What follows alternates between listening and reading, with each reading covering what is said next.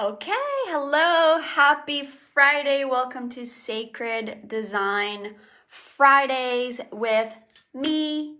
I'm so happy to do this video today as I've celebrated my 2nd year anniversary with my love this week.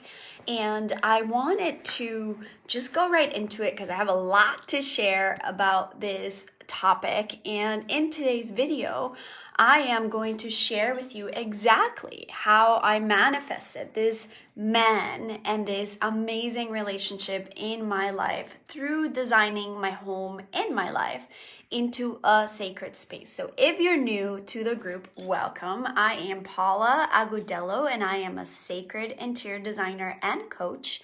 And I help women design their homes into sacred spaces that reflect who they really are and that helps them attract what they desire for their lives. So if you're new to the group, welcome. I'm super, super excited that you are here.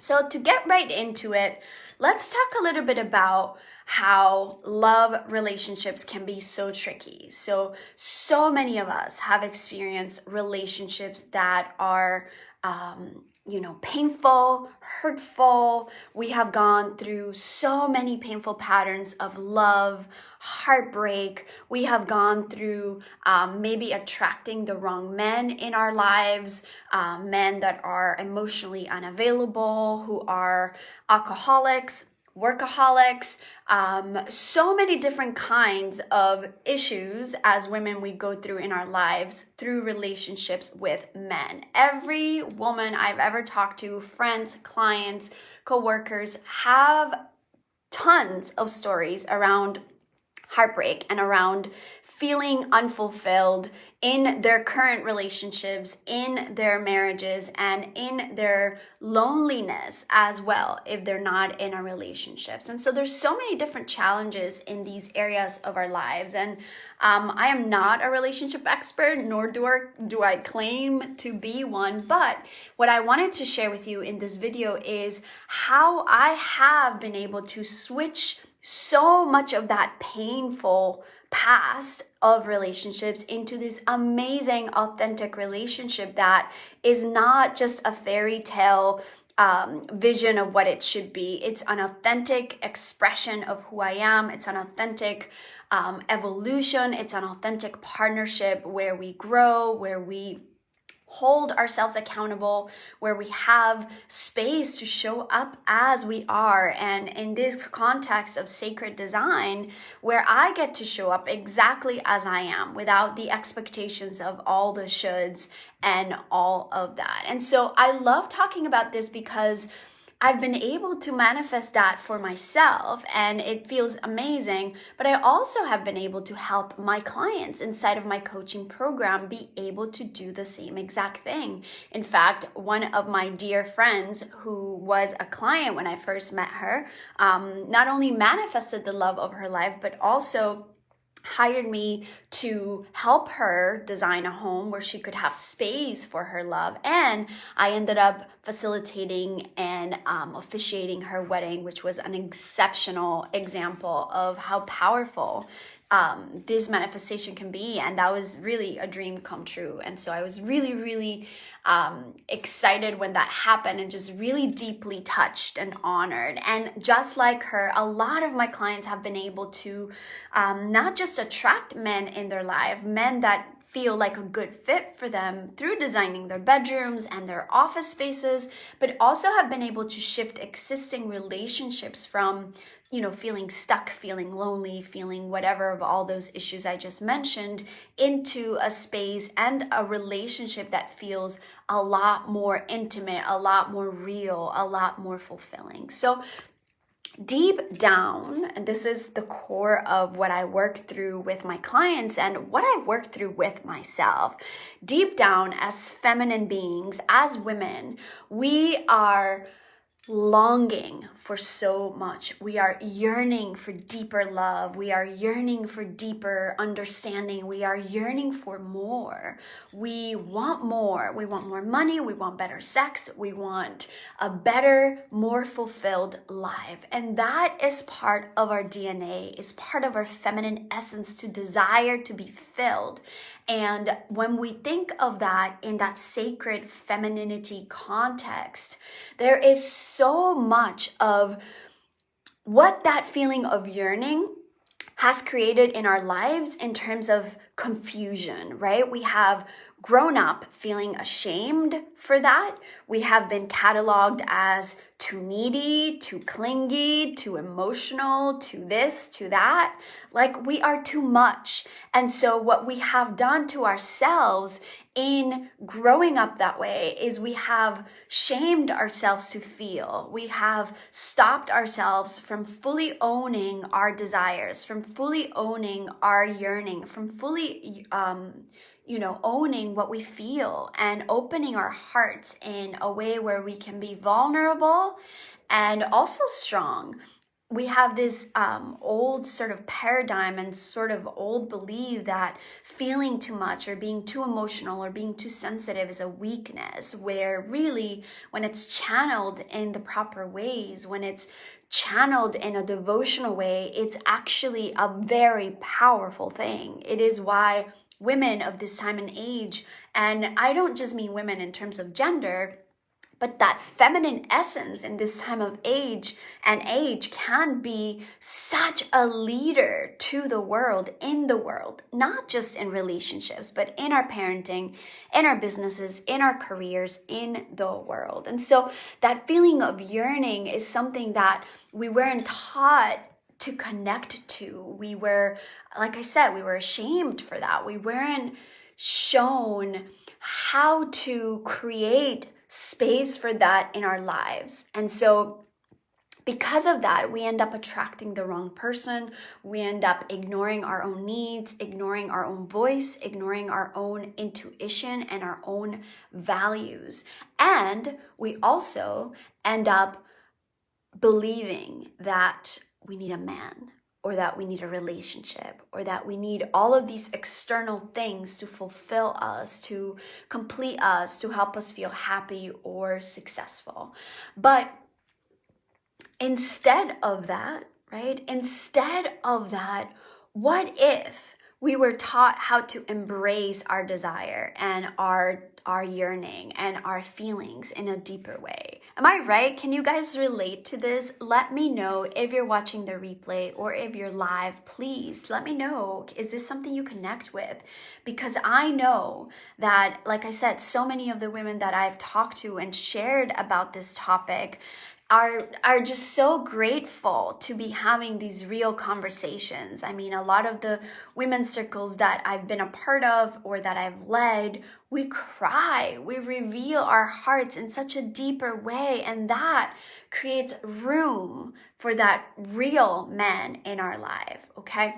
So just a little story before I get into how I did this for myself and how I've helped other women do this. When I got divorced, I really started going deep into the sacred work of authentic relationships, of authentic embracing, of authentic relaying with another. But that took me first into the space of understanding that I needed to come into an authentic relating with myself first. I needed to become aware of my wholeness. I found out through that journey of diving deeper into myself that I needed to really own myself and come to that space of falling in love with who I was before there could be a man in my life who could love me that way. There was not going to be anyone who could love me in the way I yearned for because I wasn't loving myself that way first.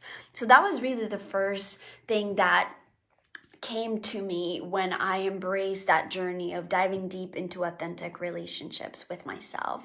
To go within myself also meant to get really clear on not just what my values are, what the values that I held high in a man were, what I really wanted to have in a man. But before I could even get there, I needed to take inventory and be so completely honest and fully accountable about all the ways in which I did not show up in previous relationships, and all the ways in which other people didn't just wrong me or hurt me or created pain for me, but how I did that to them.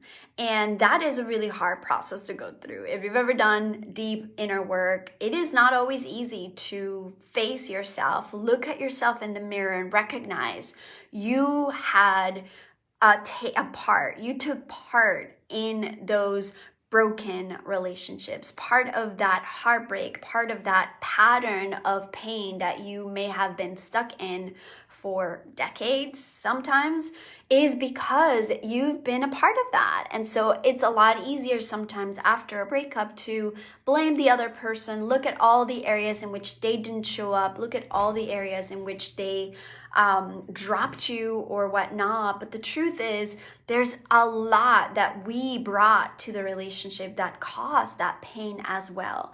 And so for me, I really took the time to go within myself, get really clear on my values, get really clear on how I had contributed to the life experience I had had so far, and also to recognize that I really wanted a partnership and I really wanted that relationship, but that before I could make that into a reality, I needed to do that work for myself first. So that's really what I started doing first. And I'm reading my notes because I have so much to tell you guys. So that was the beginning of my journey, and it took me from feeling super empty to feeling super unworthy to feeling like I was a complete failure in my life.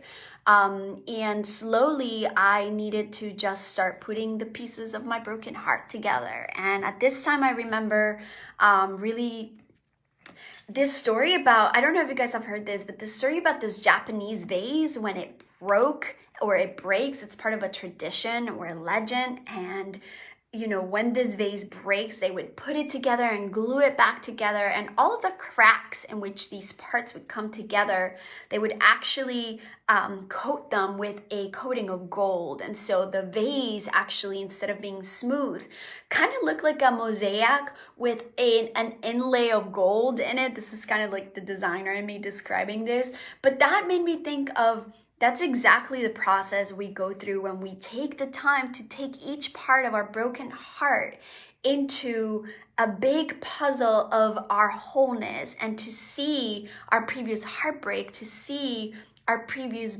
grief into a work of art. And how do we create art from this chaos and from this mess and from this broken heart? So here are the 4 things I did to get there. The first thing I did was I went on what Kendra Kunoff, one of my greatest mentors, calls a no man diet. That means there are no men in your life. So I took the time, I chose to dedicate a specific time frame of my life where I was not going to be with a man, not emotionally involved, not sexually involved, not physically involved. I was going to spend the time to explore myself, to heal from the past relationships that I had been in, and I needed to explore the sadness, I needed to explore the pain, I needed to take ownership of those areas in the relationship where I did not show up fully. And this time of my life became a time where I was not just completely honest with myself, but also where I made lists. Oh my God, you guys, I made so many lists. I made lists and I wrote letters, and I wrote letters that I didn't send. I wrote letters that I did send. I even reached out to previous partners or previous men in my life who I hurt or who I blamed for a long time, to let them know that I forgave them, to let them know that I forgave myself, to let them know that I would just let go of those grudges, of those past experiences. And that experience alone was really enlightening and really entertaining. And so and not entertaining in a shallow way. It was entertaining in a way where I was genuinely curious about the journey. And it was during this time of my life where I devoted myself to this self-exploration of my own sacred interior that I actually wrote my book. I wrote The Path of Beauty, a sacred exploration of my own inner sacred interior. And in that writing, I considered, why did I let go of myself? I asked myself really hard questions. When did I stop loving myself? When did I drop my values out of wanting to have this external relationship that I thought was what I was supposed to do? Where did I allow society, my upbringing, my culture, my parents, my grandparents get in the way of what I really wanted? And where was I forgetting my worth and choosing to please them instead? Where was I choosing to please my children and what I thought the perfect family looked like instead of giving credit to my own heart? So this was a journey of no man in my life where I was not clouded by this tunnel vision of what I thought I wanted. I was just really relating to myself, exploring myself, and forgiving them, the men in my life, and forgiving myself.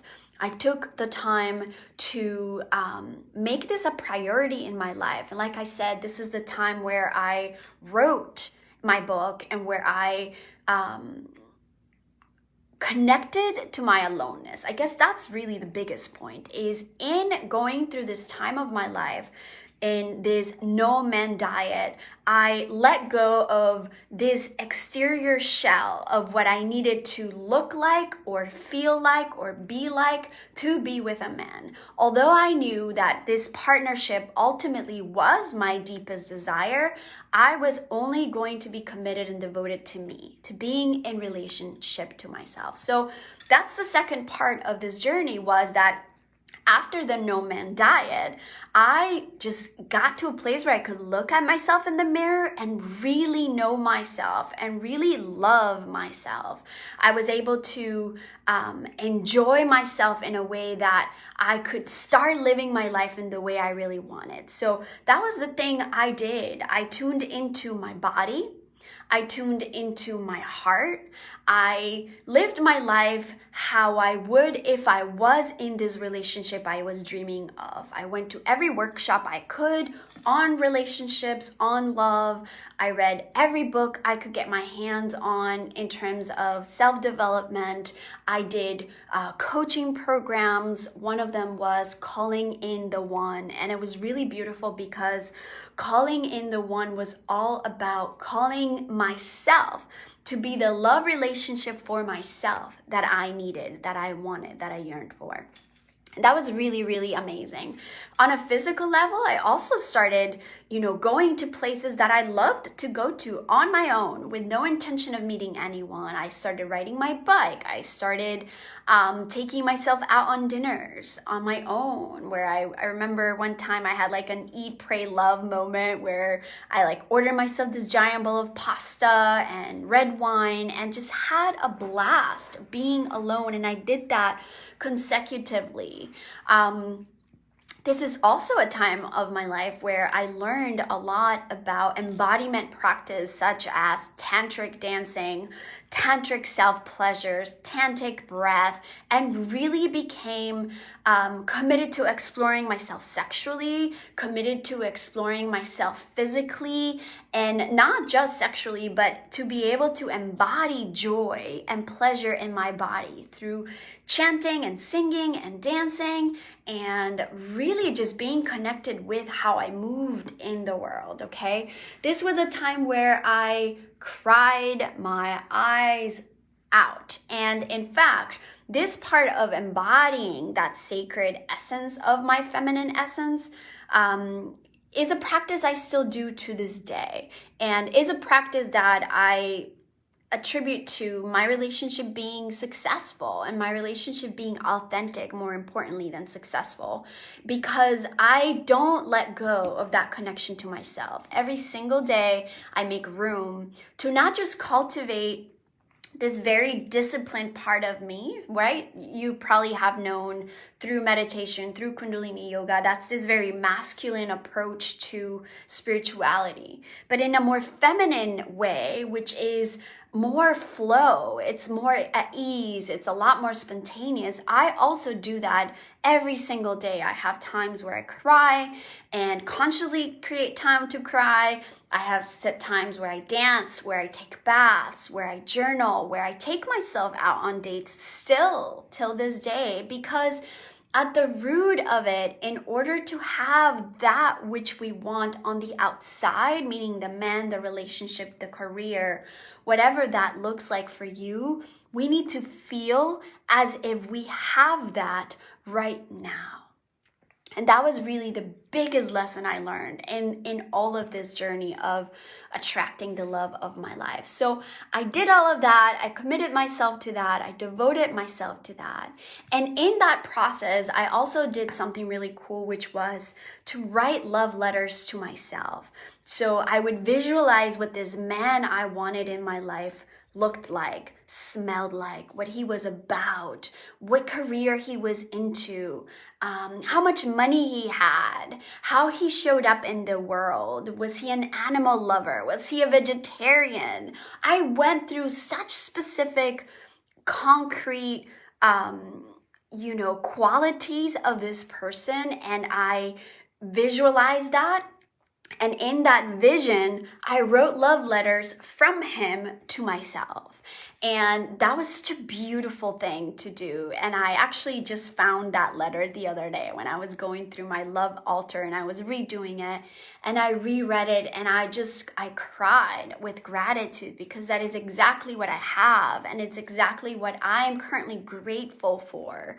You know how they say you don't know what you have until you lose it. Well, I've been there and I don't want to do that again. So that was a really powerful practice for me. So in that, I created space for him in my heart. I created sacred space for him in my body. I created sacred space for him in my home. And that's the next part. So in my home, how I created sacred space and how my clients create sacred space to attract these men in their lives starts with their bedroom design. So very simple practices that you can do today to not just attract that man in your life, attract that relationship, but also to create a more sturdy foundation for the relationship you're currently in. And the first thing always as a broken record is clutter. Clutter is the most stagnating energy you can think of in your home. So my bedroom was as clear as I could, declutter it from technology. I did have a TV at the time because I was enjoying those Netflix binge watching sessions with myself, just like I do now with my partner. And we love doing that on the weekends, where we can watch movies, we can watch whatever episodes we're into and just do that for hours. It's a beautiful thing to do together. And so I did that. So I did leave my TV in the room, but I didn't work in my room. There was no extra technology, no clutter of laundry, of old clothes. There was nothing in my bedroom I didn't love. The next part of that is related to Vastu Shastra and Feng Shui, which are Chinese, ancient Chinese practices and Hindu practices, which really all they mean is they bring harmony to your space to manifest that which you want. So to attract love, a very important thing to do is to have a very sturdy headboard. How many of you are being challenged right now in your relationship, not feeling solid? How many of you are wanting a partner and you don't have one? You're having a really hard time doing that. And not only you don't have this self-practice and self-connection practices, but you have a wobbly headboard, maybe no headboard at all. That's super important. Nightstands in pairs, having 2 nightstands. They don't have to match, but you need to. Having just one nightstand means you have no room for someone else. So there's this subtle communication with the universe all the time that we are in this communication all the time. And so these very subtle languages in our physical world say something. So having two nightstands says, hey, I have room for someone else in my bedroom. Very simple. The colors that you use in your room, having colors that are romantic, right? It doesn't have to be red, it doesn't have to be pink, but it has to be colors that feel joyful, that cultivate your pleasure. What are colors you love, without the misconception that you have to have a all white, super serene bedroom to relax in. Well, yeah, that could be true. I love white. I'm all about that. But really, the most important thing is, what do you connect with and what brings you pleasure? So colors are super important. I also made sure I had a love altar in my room. I had an altar where I wrote those letters to myself and I put them in front of a candle. I had a little quartz crystal in there, a quartz crystal that amplifies the message to the universe that says, I am ready for love. I played music. That's actually a song I really loved. Who is that song by? I am ready for love.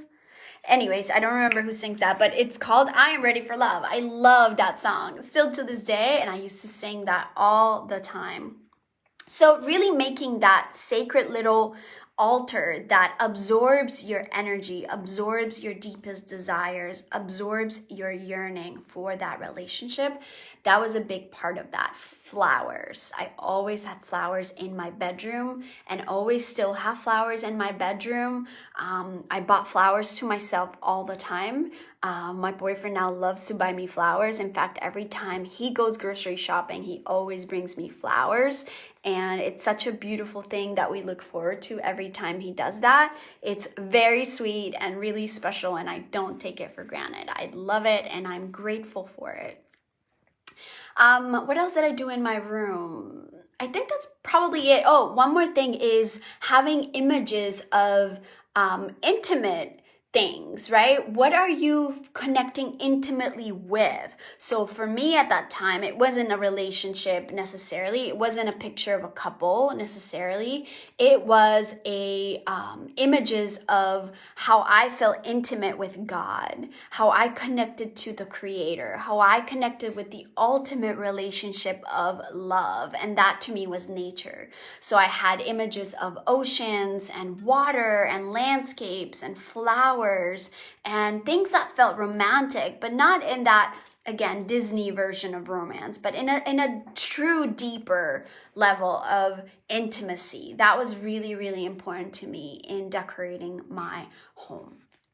So then the last part of this was creating sacred space in my life. And creating sacred space in my life started with making sure that I was living my life in a way that allowed for time to be spent with someone else. As an entrepreneur, as a business owner, it was very easy to be alone and overwork myself to death. It was very easy to not take weekends off. It was very easy to be in my house, work on my little computer all day, and then eat myself to sleep, maybe have too much wine, and not live my life outwardly. And so that was really important in creating sacred space in my life. After doing that in my home, I also really started doing that in my life. So I was going out, I was inviting friends over to my house, hanging out with them, spending time with them,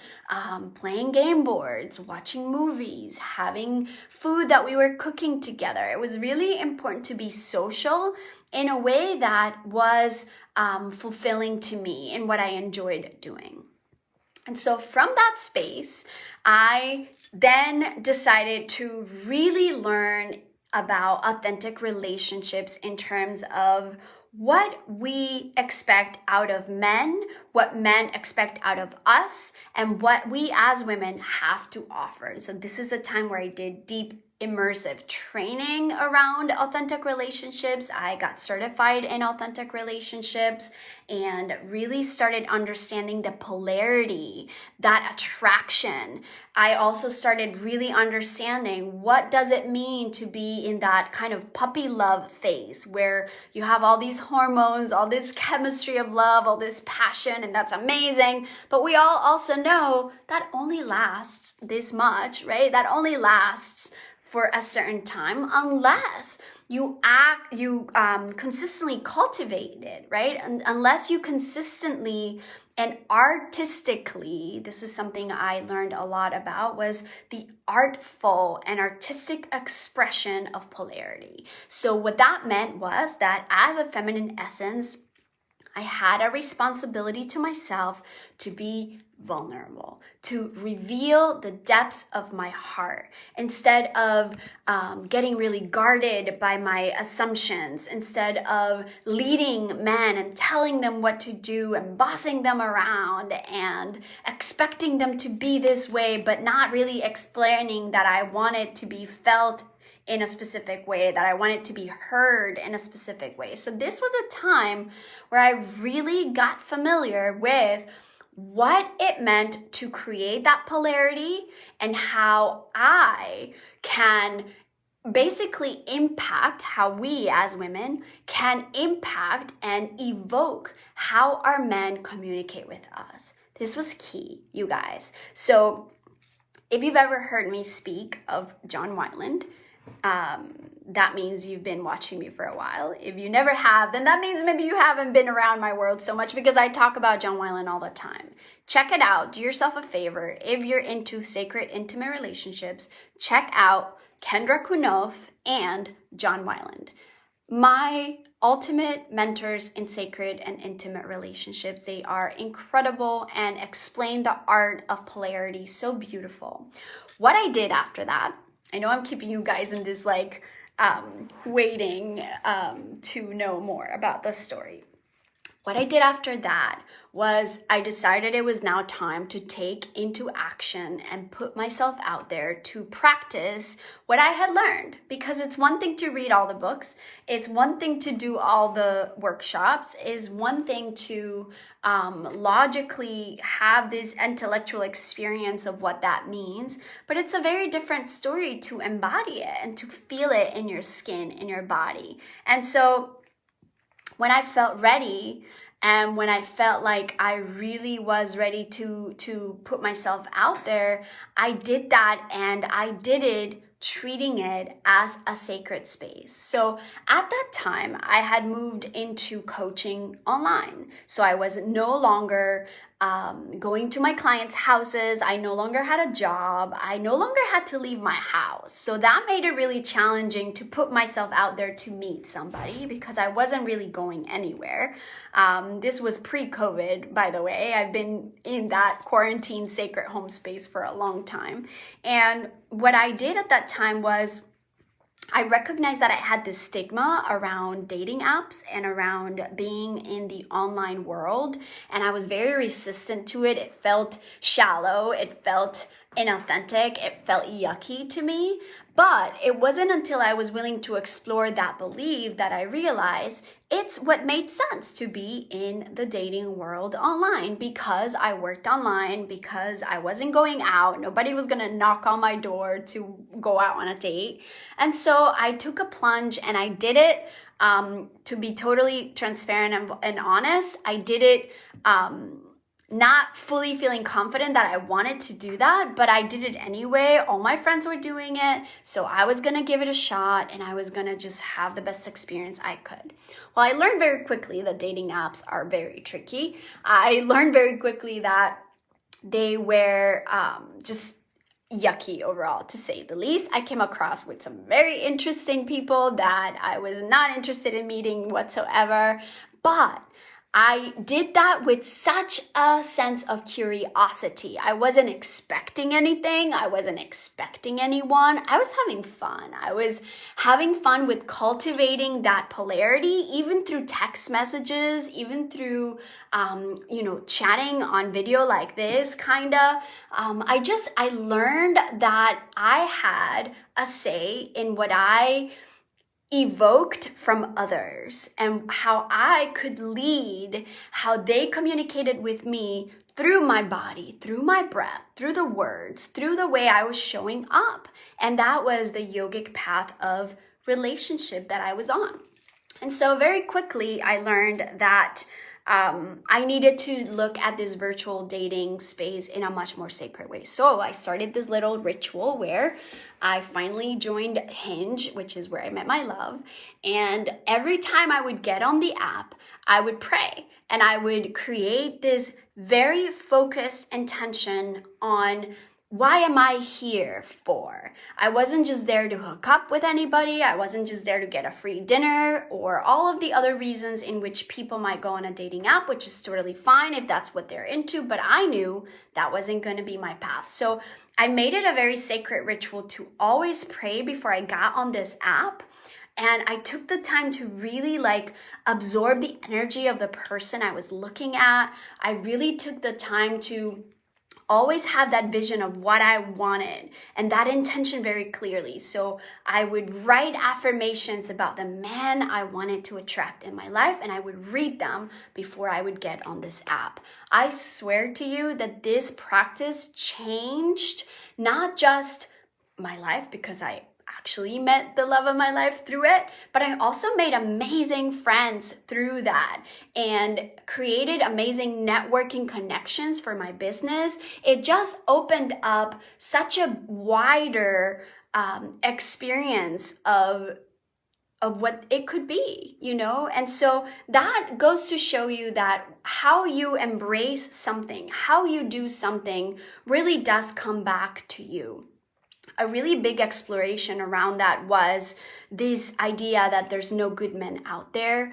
I spent a lot of time thinking about that and really, releasing that idea. I spent a lot of time thinking that men only wanted to get on these apps for sex, and really overcame that idea. So I spent a lot of time exploring my vision of men and how I saw men in the world and my lack of trust in them. Because the truth is, if you're going out there, you ladies, to find men in your life, but deep down you feel like men are shit, and they don't have what it takes to fulfill you, and there's no good men out there, guess what? That's exactly what you're going to find. That's exactly what you're going to attract. And that's exactly the kind of man that will show up in your life. But if instead you genuinely know you have gifts to give, and you're coming into a relationship to give to one another, not just to take, not just to receive, not just to expect, then the possibilities are so much bigger. The possibilities are so much wider. And treating this reality of a virtual world of dating apps as a reality was such a life-changing thing for me to do, because I was no longer in resistance about how I wanted to manifest this person. I was becoming open and I was becoming playful with it, and I was becoming an open channel to receive that which I wanted, regardless of how it showed up in my world. So when I did that, I met him and I saw him and I connected with him in this very genuine way, in a way where, I was being spoken to exactly how I wanted. I was being listened to exactly how I wanted. And I was doing that only because I could become a container in my body to receive. If I was empty and I was too cluttered with my own pain, there was no way that energy from him could have entered my heart. But because I took the time, I took the structure, I created the space in my heart, in my life, and in my home to receive what I wanted, then it was able to show up in my life and I was able to see it. On the day that I met my love in person, I did one of the most amazing workshops I've ever led, which was a womb dancing workshop for women. And on that day, we spent hours in the morning gathered in sacred ceremony, a bunch of women I've never met in my life together, dancing, moving, yearning, crying, longing, and praying for our wombs, for our hearts, for our pain, for our children, and for our men. We wore red, we crowned ourselves with flowers, we ate chocolate, we put on the most amazing essences and perfumes on our bodies, and we wrote all that we needed to write about our hearts and our relationships and our past. And after I did that, I came home and I cried. And I'm like getting emotional now. I cried with joy because at that moment I could look at myself in the mirror and know that I was so worthy of love and that I was so worthy of receiving this kind of partnership in my life. And I got dressed and I drove myself to meet him at our restaurant near me. And when I walked in, there was a lot of people in this restaurant. There was a lot of people sitting at the bar where we were going to meet. And everybody's back was what I could see. So when I walked in, all I could see was everyone's back. And as I stood there, like I just scanned the room and I knew exactly who he was. I knew exactly where to go. His energy just drew me in so strongly. And I came up to his shoulder. I touched his shoulder. He turned around and I just knew that this was the man I wanted in my world and in my life. And it was such a beautiful encounter. It was such a beautiful meeting of souls in that moment. And I would have never thought that was possible. And I never would have thought that I would experience that had I not done the work to know that I deserved it. And that so did he. And so I hope that this was empowering to you.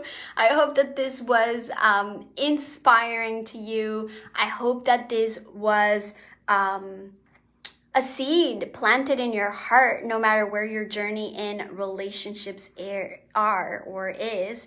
And I just want to remind you that you are worthy of being loved, that you are worthy of receiving the kind of relationship that you are longing for.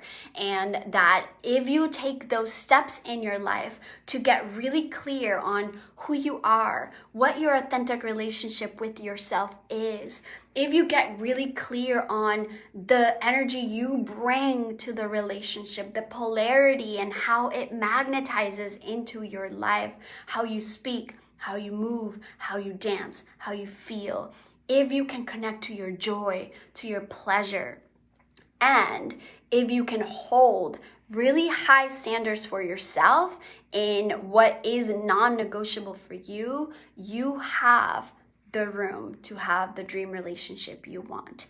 If you're ready to do that and take that to the next level by learning all of these embodiment practices I'm telling you about, by learning all of the rituals around creating that sacred space in your heart and in your home for love to show up, if you're yearning to have the sacred bedroom that you want for amazing sex, fulfilling intimacy, and fulfilling authentic communication, then go ahead and apply on the link below to join my waitlist for my signature program launching very soon, where we go deep into attracting love, sustaining love, but also beyond that, attracting wealth, attracting prosperity, attracting the career that you want, becoming the parent, the mother you want to be, tuning your health up to that next level of vitality, of energy, of youth.